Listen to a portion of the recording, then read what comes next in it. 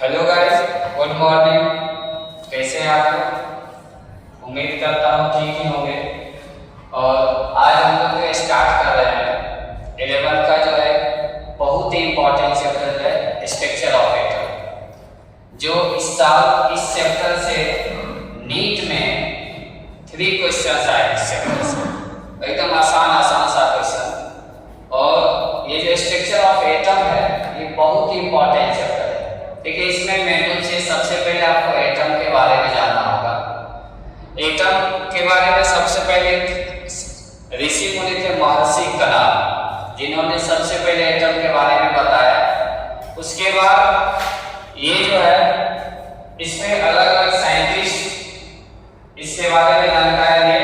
जो सबसे पहले और एक आप उसको बोल सकते हो जॉन डाल्टन नामक एक साइंटिस्ट ने इसके बारे में बताया। क्या बताया कि सबसे पहले कि एटम जो है एक वर्ड है एटोमियो। एटम जो है एक वर्ड एटोमियो से बना है। किससे बना है? एटोमियो से बना है।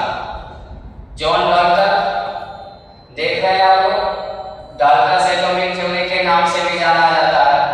एक वर्ड जो है एटोमियो से बना है, जिसका मीनिंग होता है अनकटेबल और नॉन डिविजिबल। दूसरा देखिए, ये क्वेश्चन जो है डाल्टन्स एटॉमिक थ्योरी जो है, Dalton's atomic theory was able to explain the law of conservation of mass, law of constant composition या proportion, law of multiple proportion. ये जो क्वेश्चन है इस बार का नीट का क्वेश्चन यहां से पूछा था। नीट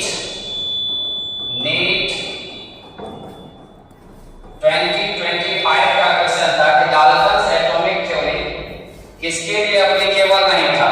तो उसमें ये 3 ऑप्शन और 4th आपका था वॉल्यूम ऑफ गैसेस। तो यहां से क्वेश्चन दैट मींस आप समझ सकते हैं एनसीईआरटी का कितना बड़ा रोल है कॉम्पिटिटिव एग्जामिनेशन में। ये एनसीईआरटी का आपके first page structure of atom का फर्स्ट पेज का ये क्वेश्चन, इसका कितना इंपॉर्टेंट रोल है।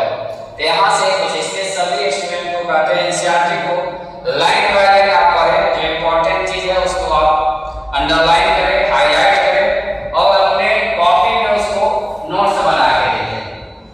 उसके बाद जब इसके बारे में पता चला तो उसके बाद बहुत सारे साइंटिस्ट थे, जब कुछ इसमें एक टर्म आया था कि एटम, इसमें एक टर्म जो आया था आपका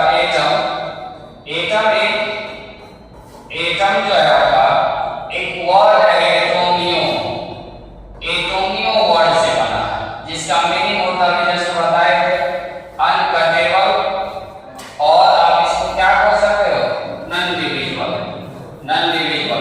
दैट मींस डाल्टन्स के अकॉर्डिंग था कि आपको क्या था इसके बारे में, मतलब एटम को ना तो डिवाइड कर सकते थे ना, तो बाद में इसको क्या किया गया, फिर जब साइंटिस्ट आए इसको डिवाइड कर दिया। और इससे डिवाइड करने के बाद 3 सब एटॉमिक पार्टिकल्स का निर्माण हुआ।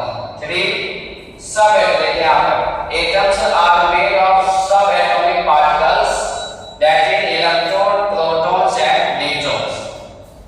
ये जो क्वेश्चन था वेरी डिफरेंट था डाल्टन के अकॉर्डिंग। उन्होंने बताया डिवाइड होगा, लेकिन ये डिवाइड हो गया। तो यहां से ये क्वेश्चन आपको पूछ सकता है कि एटम कितने सब एटॉमिक पार्टिकल्स बन सकता है? तो 3, कौन? Electron, proton and neutron. जब इसके बारे में जानकारी मिला, फिर जाके साइंटिस्ट ने क्या बताया कि आखिर इलेक्ट्रॉन का डिस्कवरी कैसे हुआ, प्रोटॉन का डिस्कवरी कैसे हुआ, न्यूट्रॉन का डिस्कवरी कैसे हुआ। तो सबसे पहले फिर हम लोग जाने कि डिस्कवरी ऑफ क्या है, पार्टिकल्स कैसे बना। डिस्कवरी ऑफ पार्टिकल्स में जो आपका फंडामेंटल पार्टिकल्स था उसके बारे में इंफॉर्मेशन मिला। Discovery of particle electron, proton. तो सबसे पहला जो डिस्कवरी था discovery of electron. Discovery of electron in general आप ध्यान रखें कि ये आपको कैथोड रे के द्वारा आपको ये डिस्कवर किया गया। तो बहुत सारे साइंस जैसे आपको पूछा जाएगा इलेक्ट्रॉन का डिस्कवर किसने किया, तो ये थॉमसन जनरली आपका था। लेकिन उससे पहले भी बहुत सारे थे, माइकल फैराडे। इन 1830 में माइकल फैराडे ने ये डिस्कवरी ऑफ इलेक्ट्रॉन के बारे में अपना स्टेटमेंट दिया। और देखिए क्या स्टेटमेंट था।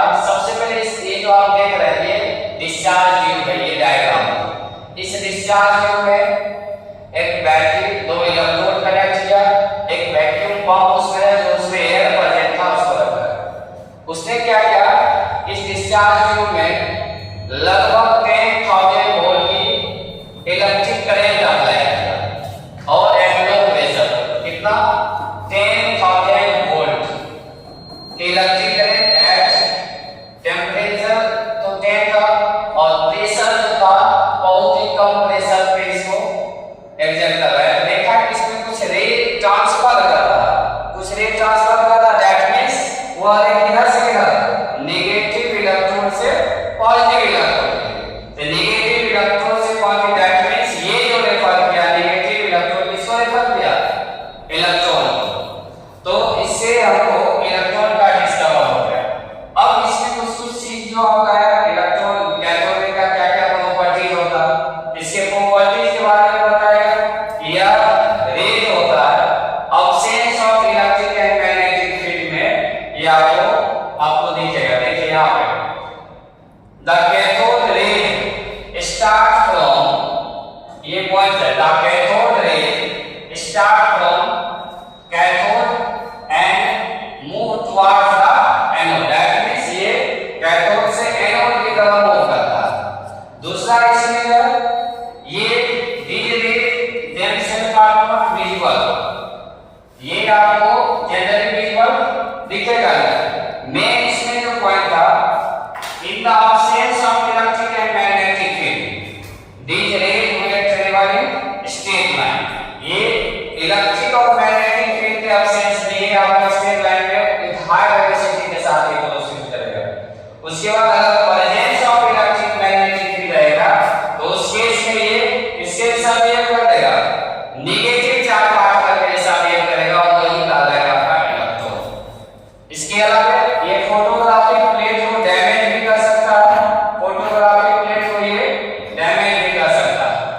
और यहां से परफेक्ट क्वेश्चन पूछा हुआ है एनसीईआरटी से, ये रे जो है किस पे डिपेंड नहीं करता, the characteristic of cathode ray, that means ये क्या है इलेक्ट्रॉन, ये यहां ध्यान रखें, ये डिपेंड नहीं करता, don't depend upon the material of the electrodes and the nature of the gas present in cathode ray tube. ये बहुत इंपॉर्टेंट पॉइंट पूछा हुआ है क्वेश्चन है, ये दे सकता है कि कैथोड रे डिपेंड्स ऑन, उसमें आपको ये दिखाना कि ये डिपेंड किस पे नहीं करेगा, तो मटेरियल जो इलेक्ट्रोड, जिस इलेक्ट्रोड का मटेरियल था और दूसरा उस डिस्चार्ज ट्यूब में कौन सा गैस प्रेजेंट था, इस पे डिपेंड नहीं था। उसके अलावा आपको इसमें जो है इलेक्ट्रॉन प्रोटॉन न्यूट्रॉन का आपको मास, कुछ चीज आपको ध्यान रखना जो न्यूमेरिकल में आपको मिल जाएगा। सबसे पहले चार्ज क्या होता है उसको बताया गया था कि जो इलेक्ट्रॉन का जो चार्ज होता है वो कितना होता है बताया होगा, 1.6 into 1 माइनस लगा देंगे, 1.6 into 10 पावर माइनस 19 कूलम इसका चार्ज होता है, ध्यान रखें। और charge by mass E by m का वैल्यू जो इलेक्ट्रॉन होता है 1.75 है, इसको 1.76 भी आप यूज कर सकते हो शॉर्ट में, 10 पावर 11 कूलम पर के। हर आपका जो इसमें है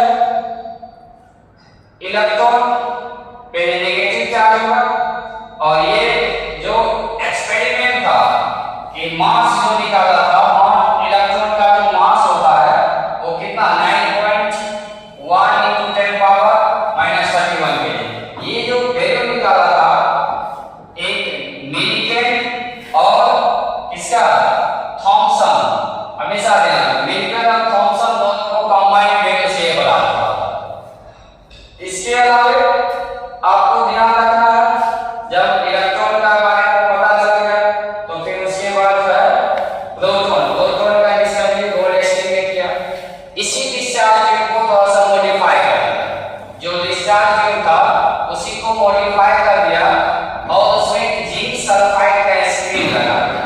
ये जो आपको दिख रहा है ये आपको जिंक सल्फाइड का स्क्रीन लगा दिया और ये फ्लोरोसेंट कोटिंग है, तो रे जो ट्रांसफर करता था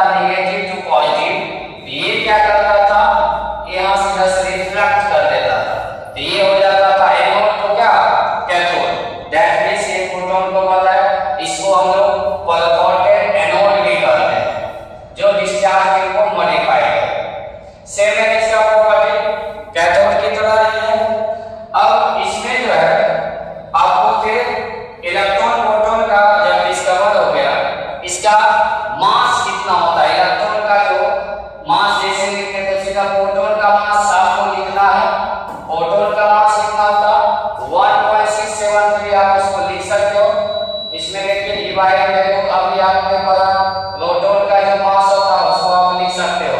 देखिए यहाँ पे चार्ट दिया हुआ है, electron proton neutron 3 subatomic particles का एक चार्ट दिया है। यहाँ से electron proton neutron, electron E N symbol है, इसका एब्सोल्यूट चार्ज आपको भी बताया गया था 1.602। प्रोटॉन का सेम रहेगा, बस इसका प्लस रहेगा। न्यूट्रॉन पे कोई चार्ज नहीं होता, चार्जलेस पार्टिकल। रिलेटिव चार्ज इसका -1, इसका +1, इसका 0। ये इलेक्ट्रॉन का मास है 9.1 × 10⁻31। ये सब आपका केजी में है, सब केजी में आपको दिया। प्रोटॉन का 1.673 आप कह सकते हो, इसको 675 कह सकते हो। ये अप्रोक्सीमेट आपका सबका वैल्यू है। तो उस केस में अभी तक हम लोग पढ़े इलेक्ट्रॉन, प्रोटॉन और न्यूट्रॉन। फिर इसके बाद का जो टॉपिक है अभी हम लोग नेक्स्ट लेक्चर में देखते हैं। पिछले लेक्चर में हम लोग पढ़े थे डिस्कवरी ऑफ इलेक्ट्रॉन, प्रोटॉन का डिस्कवर कैसे हुआ, उसका चार्ज कितना होता, मास कितना होता, ये सब जाने। उसके बाद एक टर्म आया इलेक्ट्रॉन प्रोटॉन का जब डिस्कवर हो गया तो मन में फिर ख्याल आया कि न्यूट्रॉन का डिस्कवर क्या हुआ। यहाँ से क्वेश्चन पूछता है, आप हमेशा ध्यान रखिएगा। एक क्वेश्चन आता है कि न्यूट्रॉन का डिस्कवर बहुत बाद में हुआ, neutron was discover becomes very late why.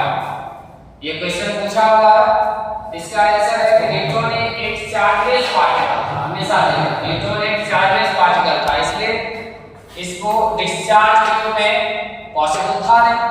तो बहुत सारे साइंटिस्ट क्या किया, इसमें कुछ पार्टिकल्स को बम्बार्डियर कराया।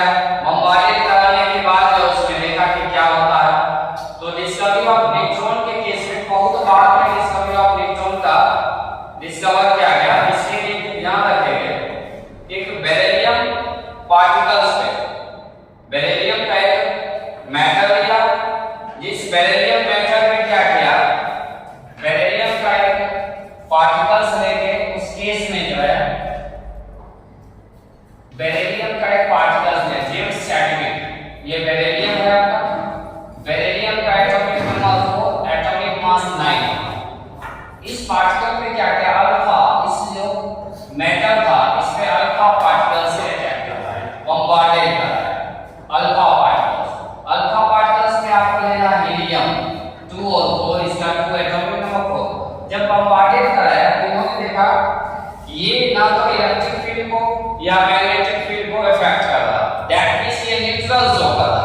और न्यूट्रल जो शो कर रहा उस केस में इसे उनको पता लगा कि ये चार्जलेस पार्टिकल है, दैट मींस ये न्यूट्रॉन है, ये न्यूट्रॉन है। इसके अलावा इसमें कार्बन C6 और 12 था।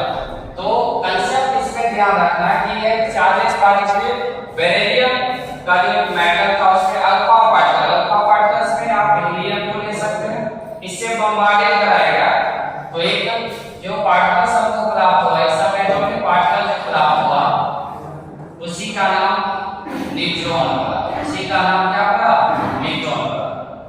और कोई आपसे पूछे कि न्यूट्रॉन का डिस्कवर बहुत बाद में हुआ तो उसका एक ही रीजन बताना है कि neutron is chargeless particle. Neutron is कौन सा, चार्जलेस पार्टिकल था। दैट मींस ना तो ये इलेक्ट्रिक फील्ड को इफेक्ट करता था ना ही मैग्नेटिक फील्ड को इफेक्ट करता था। अब उसके बाद है ये इस टर्म में क्या है, यहां तक जानने के बाद फिर इसके बाद हम लोग पढ़े कि साइंटिस्ट के मन में ख्याल आया।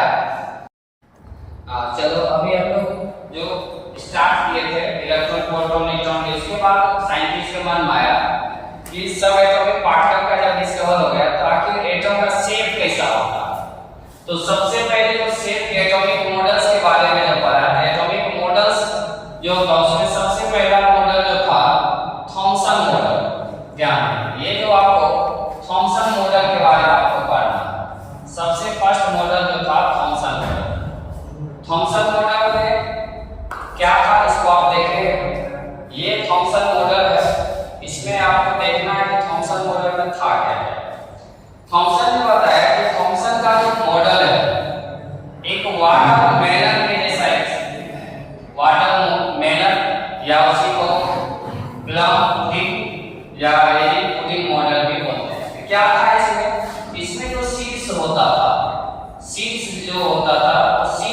उसने बताया, ये आपको जो दिख रहा है ये आपका शीर्ष है, शीर्ष को उसने बताया इलेक्ट्रॉन, शीर्ष क्या है इलेक्ट्रॉन, और रेड पार्ट जो होता है वाटरमेलन में उसको बताया पॉजिटिव पार्ट, रेड पार्ट को उसने बताया positive part, that means positive part है, दैट मींस क्या क्या उसमें आ सकता है फोटो इलेक्ट्रॉन आ सकता है। इसमें क्या था, ये जो चार्ज पार्टिकल था ये यूनिफॉर्मली डिस्ट्रीब्यूटेड होता था, यूनिफॉर्मली डिस्ट्रीब्यूटेड होता था, और जो इलेक्ट्रॉन्स होता था जैसे 6 इसमें एम्बेडेड होता है उसी तरह इलेक्ट्रॉन इसमें एम्बेडेड, तो फाइनली इसमें क्या देखा गया, इलेक्ट्रॉन प्रोटॉन न्यूट्रॉन सब एक ही जगह, दैट मींस ये जो मॉडल क्या हो गया अनस्टेबल हो गया, और अनस्टेबल हो गया, और आप लोग जानते हैं कि इलेक्ट्रॉन मोशन होता रिवॉल्व करते रहता, लेकिन आप देखोगे वाटरमेलन जो शीर्ष होता है वो एक जगह कांस्टेंट होता है, रेस्ट में होता है, जिसके कारण क्या हो गया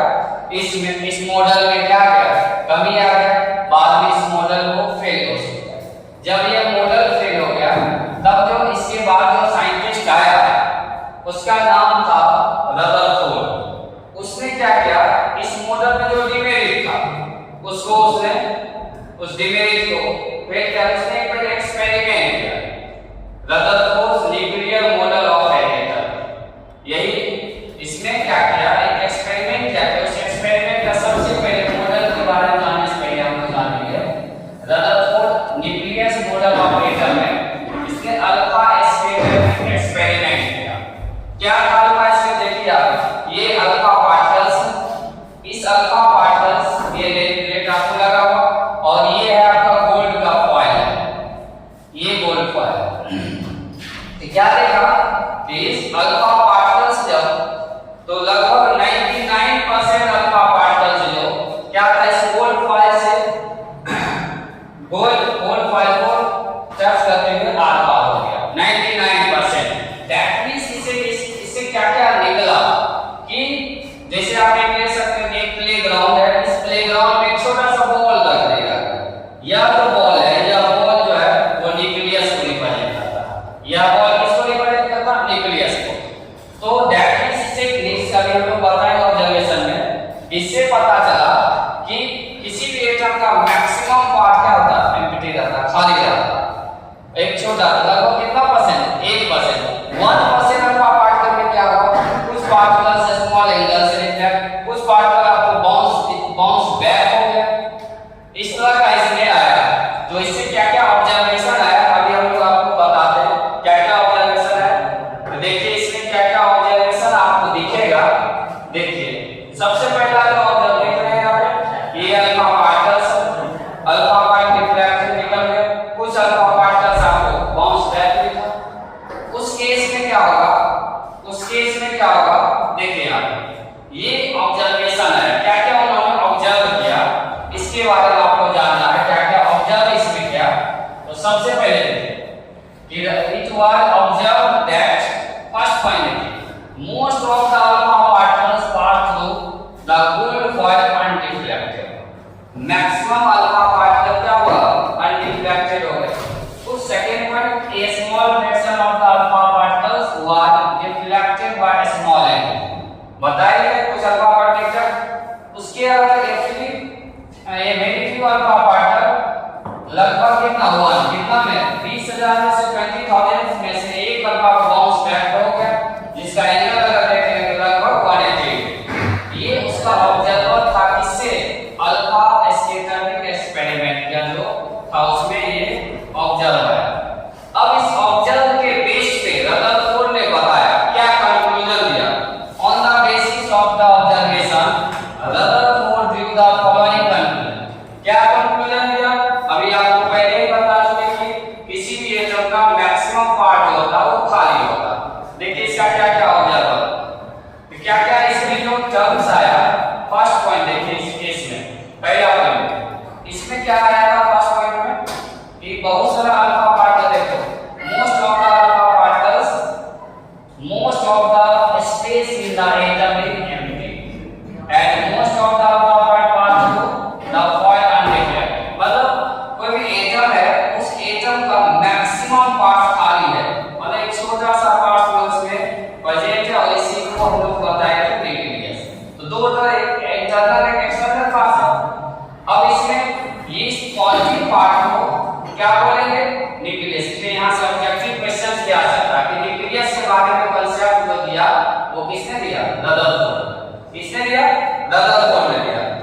और उसके अलावा इस ऑब्जर्वेशन पे, इस कैलकुलेशन पे क्या क्या आया कि रदरफोर्ड और क्या क्या इसके बारे में दिया। अब देखिए यहाँ से क्वेश्चन रहता है कि रदरफोर्ड के अकॉर्डिंग टू न्यूक्लियस का वॉल्यूम अगर पूछा जाएगा और उसमें क्या है, तो the volume occupied by the nucleus is negligible small as compared to the total volume of the atom. That means atom के रिस्पेक्ट और न्यूक्लियस के रिस्पेक्ट में बात किया जाए तो न्यूक्लियस की वॉल्यूम जो है लगभग 0 होता इसके रिस्पेक्ट में, एटम के रिस्पेक्ट में। उसके बाद जो है इसमें जो है रेडियस ऑब्जेक्टिव के लिए आ रहा है, the radius of the atom is about 10 power minus 10। बहुत बार ऐसे क्वेश्चन पूछा। और न्यूक्लियस का कितना होता है, 10 पावर माइनस 10। इससे आप निकाल सकते हैं radius of atom by radius of nucleus. इसका अगर करेंगे 10 power minus 10 upon 10 power minus 15 आ जाएगा। ये आपका आ जाएगा 10 पावर 5। तो दैट इज क्या आ गया यहाँ पे, radius of atom equal to 10 to power 5 times of radius of nucleus आ जाएगा। ये ऑब्जेक्टिव के लिए याद रखना, radius of atom equal to 10 to power 5 times into radius of nucleus आ जाएगा। वॉल्यूम के रिस्पेक्ट करेंगे तो 10 पावर 15 टाइम्स बड़ा होगा। तो ये इंपॉर्टेंट है अपने को कंपैरेटिव पॉइंट ऑफ व्यू से। तो यहां तक सबको समझ में आया। तो इसके लिए रदरफोर्ड में था, रदरफोर्ड थोड़ा सा और क्या बचा। अब क्या क्या इसमें कंक्लूजन्स आया तो देखिए यहाँ पे क्या क्या कंक्लूजन्स यहाँ पे आया। जैसे यहाँ पे लिखा हुआ है, बताया कि cricket ball represent the nucleus और 5 किलोमीटर के रेंज में इसका रहेगा।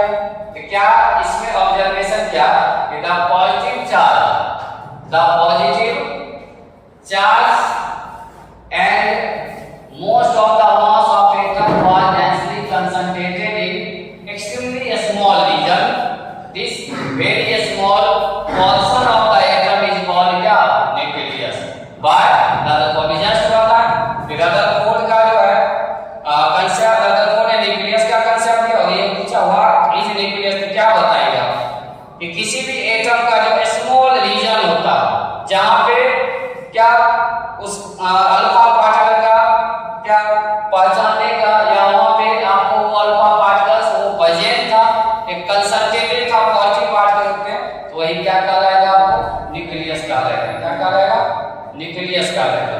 देन न्यूक्लियस के चारों, अब यहां पे देखो क्या क्या आ जाएगा।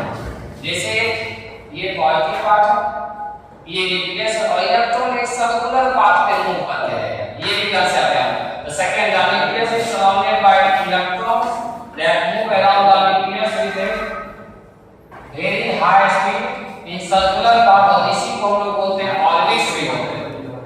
इलेक्ट्रॉन एक सर्कुलर पाथ में मूव करते रहता है, उसी को हम लोग क्या बोलते हैं, ऑर्बिट बोलते हैं। अब इस केस में जो तीसरा पॉइंट क्या था, ध्यान देंगे आप। हाँ, ये इंपॉर्टेंट पॉइंट है कि जैसे आपको पता है एक न्यूक्लियस, इसी एटम पास एक न्यूक्लियस होगा, इलेक्ट्रॉन आपको एक सर्कुलर पाथ में मूव करते दिखेगा। तो पूछेगा आपको इलेक्ट्रॉन और न्यूक्लियस के बीच में कौन सा फोर्स पाया जाता है, तो कौन सा फोर्स पाया जाएगा, इलेक्ट्रोस्टैटिक फोर्स पाया जाता है। इलेक्ट्रोस्टैटिक फोर्स, इसी को कूलम्बिक फोर्स भी कहते हैं। इसी का फॉर्मूला होता है कि Q1 into Q2 by R square, जिसमें K कूलम्बिक कांस्टेंट है और Q1 into Q2 चार्ज और उसका डिस्टेंस है। इलेक्ट्रॉन्स एंड ये ऑब्जेक्टिव में भी ध्यान रखना are held together by electrostatic force of attraction. यहां तक सबको समझ में आया। चलिए इसके बाद फिर हम लोग नेक्स्ट क्लास